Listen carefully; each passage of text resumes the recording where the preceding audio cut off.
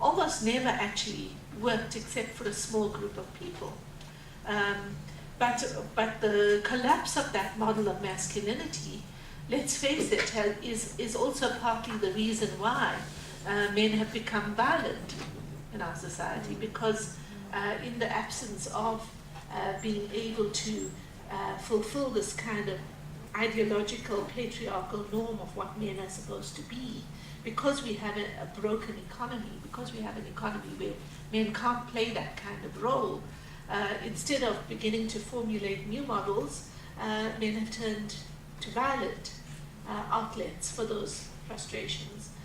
So I would like to believe that we can create a model separate from capitalism, and I also think it's a model that has to be developed in relation to alliances built inside this diversity of women's organizations and feminist movements, but alongside in conversations with people who are dealing with questions of environment, questions of whether the growth model that we have is going to provide sustainably in the long term, whether we have to make significant other shifts.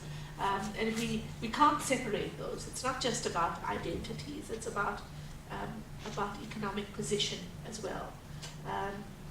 So yeah, I don't know. I think we are in a moment in which all the old models are not giving us the answer, and the new models need a conversation that takes place, I think, in a multiplicity of spaces at the bottom, not looking up to the top for the answers.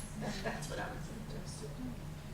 Well, I think that was a fabulous session, people, and it's now 9 o'clock and you need your breakfast. But thank you very much to Shireen for a terrific morning, and thank you all for coming. Thank you.